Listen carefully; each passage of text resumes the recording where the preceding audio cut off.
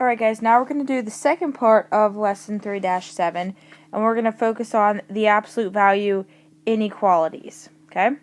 Alright, so this lesson, there's a lot of stuff that I would recommend that you write down. So pause this, write this all down, and then go through it as I explain it. Okay, so if you have the absolute value, right here, if the absolute value is less than a number, okay, that's going to represent an and compound inequality. Remember how we have and ors. Okay, so if you have a situation where it's say the absolute value of n is less than 2, that means all the solutions have to be less than 2 units away from whatever n is. So that means all solutions are within 2 units of n. So if n is 5, we can go 2 units this way, and we can go 2 units that way, okay? But it has to be less than 2. So it's going to be squeezed in between. If it was 5, if I go 2 units that way, that's 7. If I go 2 units that way, that's 3. So it's squeezed in between 3 and 7, and that's why it looks like an and inequality. Okay, if you have something like this, and this is more for when we get into the word problems, the absolute value of n minus 1 is less than 2. That represents all numbers with a distance from 1. Okay, I know it says -1, but I'll explain that. It's from a distance of 1 that are less than 2 units away.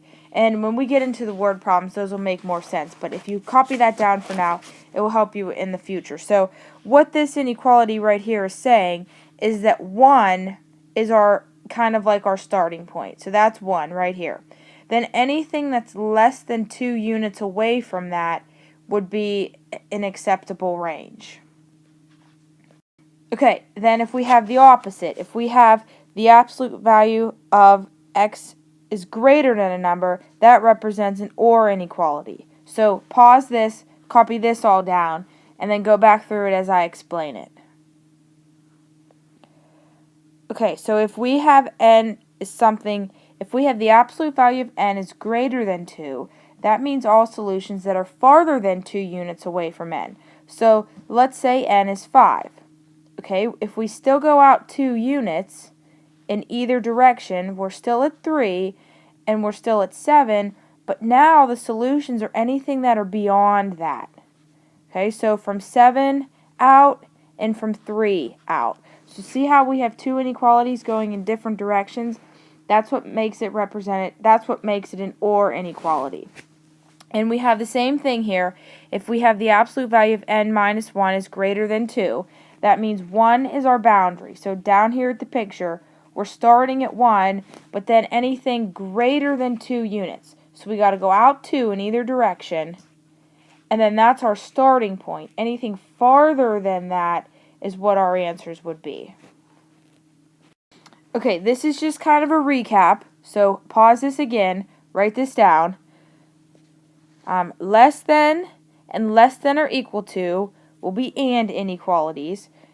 Greater than and greater than or equal to will be or inequalities. Okay, now this is important.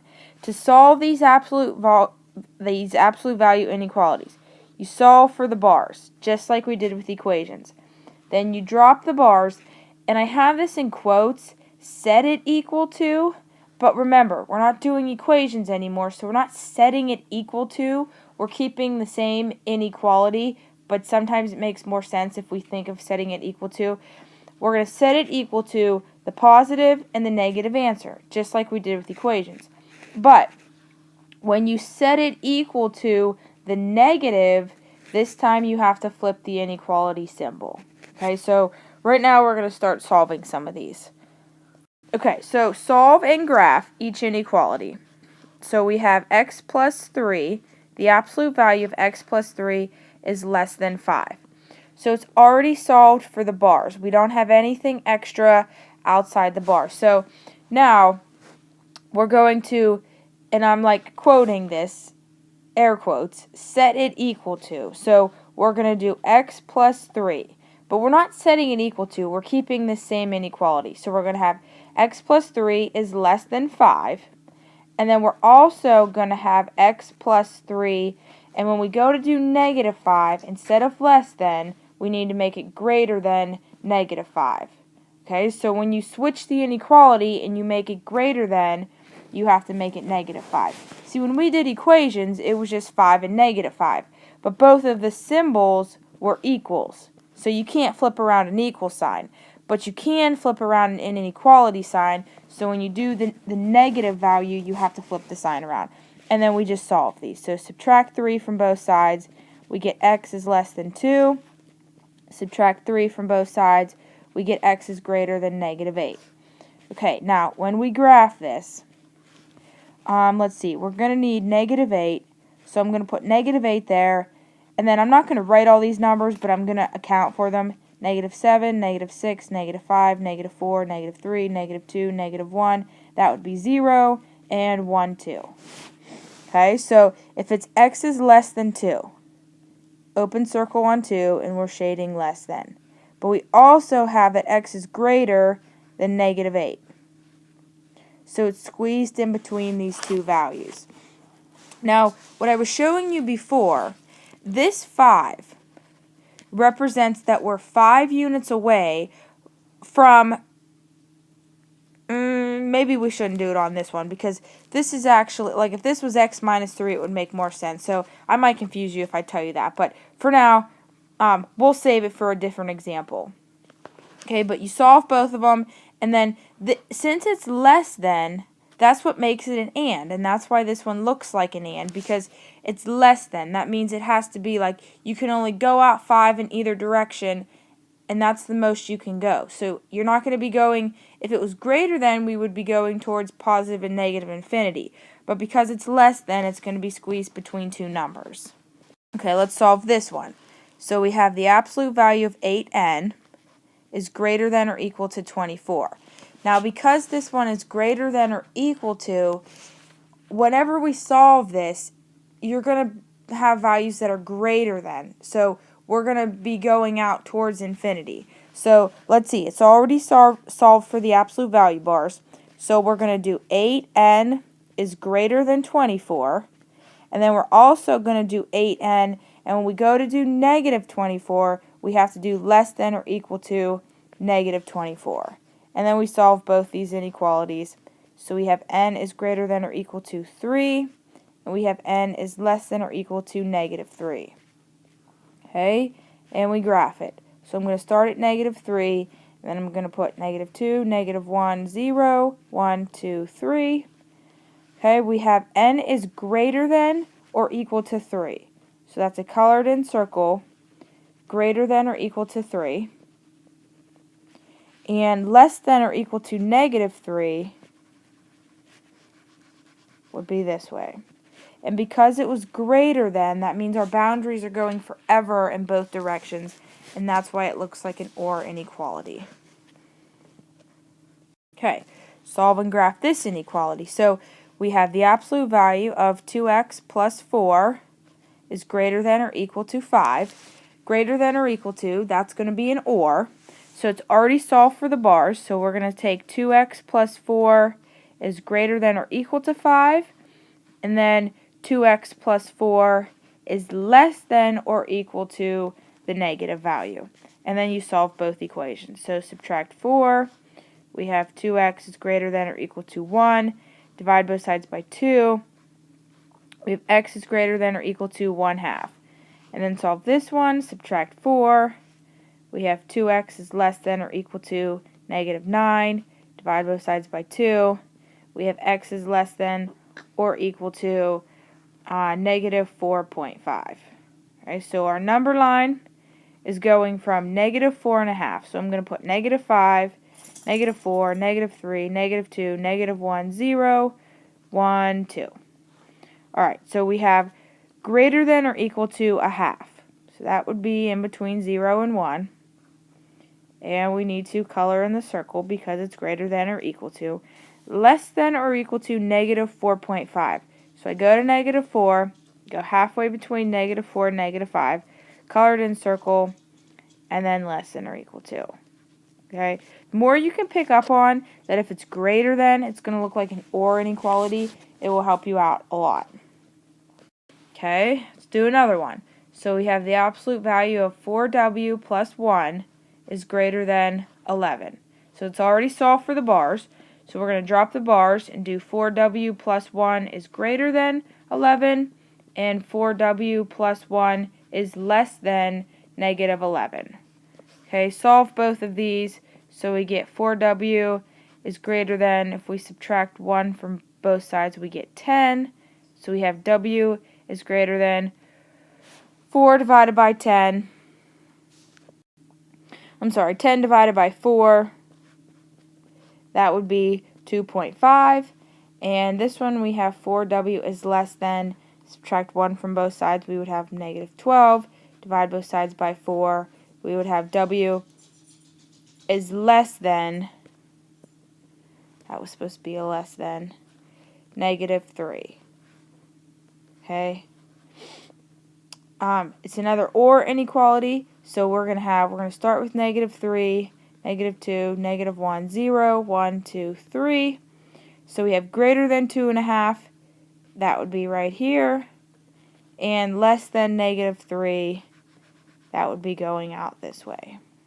Okay, this one is one where we're going to have to solve for the bars. Okay, so we have 4 minus 3, and then we have the absolute value of m plus 2 is greater than negative 14. Okay, pretend this part, this absolute value part, is x. So pretend it's 4 minus 3x is greater than negative 14. So for solving for x, first thing we need to do is subtract 4 from both sides. So we still have negative 3. The absolute value of m plus 2 is greater than negative 14 minus 4 would be negative 18. So we would be at this step, negative 3x is greater than negative 18, and we would divide both sides by negative 3. Okay, so right here, we divide both sides by negative 3. So we have the absolute value of m plus 2. And remember, when you divide by a negative, you have to flip the inequality. So instead of greater than, now we're going to have less than, and negative 18 divided by negative 3 would be 6. Okay, so we finally have it solved for the bars. This is a less than, so this is going to be an and inequality. Now we're going to take m plus 2 is less than 6, and m plus 2 is greater than negative 6. So we have m is less than 4, and we have m is greater than negative 8. And when we graph this, we're going to go from negative 8, negative 7, negative 6, negative 5, negative 4, negative 3, negative 2, negative 1, 0. I think I counted right there. 1, 2, 3, 4. So it's greater than negative 8, but it's less than 4. And that looks like an and inequality because it's within 4 units. Okay. Alright, now we just have 2 word problems here. So this is where that thing I was trying to show you before, this is where that's going to come into play. So a company makes boxes of crackers that should weigh 213 grams. Okay, a quality control inspector randomly selects boxes to weigh. Any box that varies from the weight by more than 5 grams is sent back. Okay, what is the range of allowable weights for a box of crackers? So when the company's making the boxes of crackers, I don't know exactly how it works, but they're just putting crackers in boxes. So 213 is ideal. You might be above or below 213. So you're going to take the difference between what your weight should be and 213. Okay? That's why I know that the weight should be 213, but we're putting a subtract here because you want to know what the difference is between what the weight is, that is the actual weight of the box, the difference between what the box is in 213, what it should be. Okay? Now, so you're taking the absolute value of that because it doesn't matter if you're over 213 or if you're under 213. That's why you need to take the absolute value because it doesn't really matter if you're above or below. So, like, for instance, if the weight was 215, So 215 minus 213, you're off by 2 pounds. But if the weight is 210, 210 minus 213 is negative 3. But the negative doesn't matter. You're off by 3 pounds. So that's why we're taking the absolute value. Okay. Any box that varies from the weight by more than 5 grams. So if this difference, the weight of the box, is different from 213 by more than, so we put more than 5 for 5 grams, is sent back. So what's the range of allowable weights for the boxes? Okay, wait. Go back. Any box that varies from a weight of by more than 5 grams is sent back. So we want, what's the range of allowable weights? We need weights that vary by less than 5 grams, right? Because if they're more than 5 grams, they're sent back. But this is saying what's the range of allowable weights. Okay, so it's already solved for the bars. So now we drop the bars and we do W minus 213 is less than 5. And we do W minus 213 is greater than negative 5. Okay, add 213 to both sides. And we have W is less than 218. Add 213 to both sides. And we have W is greater than 208. Okay, so any weight that's greater than 208 grams, but it's got to be less than 218 grams. See how they're putting the 213 in the middle? And you can go 5 grams this way. That would be 218. You could also go 5 grams this way. That would be 208. Okay, those are the acceptable weights. Anywhere from, I guess this could have been less than or equal to. So these could have been or equal to. So we could have colored in circles. 208 would be good. 218 would be good. So you're going 5 in either direction. So let's try another one like that. Last one. Food manufacturer makes 32-ounce boxes of pasta.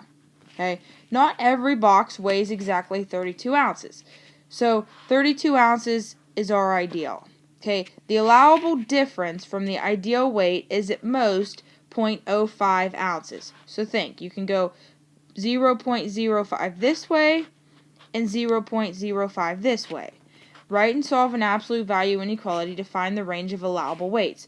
Well, you could probably find that without the inequality, right? You could just subtract 0.05 and you could add 0.05. But if we want to make the inequality, okay, so the weight, the difference in the weight from 32. So we put W minus 32. It has to be less than or equal to. The difference in the weights has to be less than 0.5.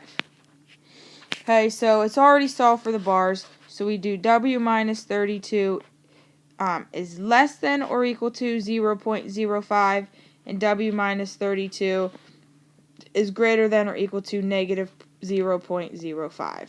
Okay, so we add 32 to both sides. We get W has to be, the weight has to be less than or equal to 32.05. And add 32 to this side. The weight has to be greater than or equal to 31.95. And these are ounces. Okay, so it's got to be greater than 31.95, but it's got to be less than 32.05, and that would be a range. They would actually send those boxes out to, like, for people to buy. Okay, that's it.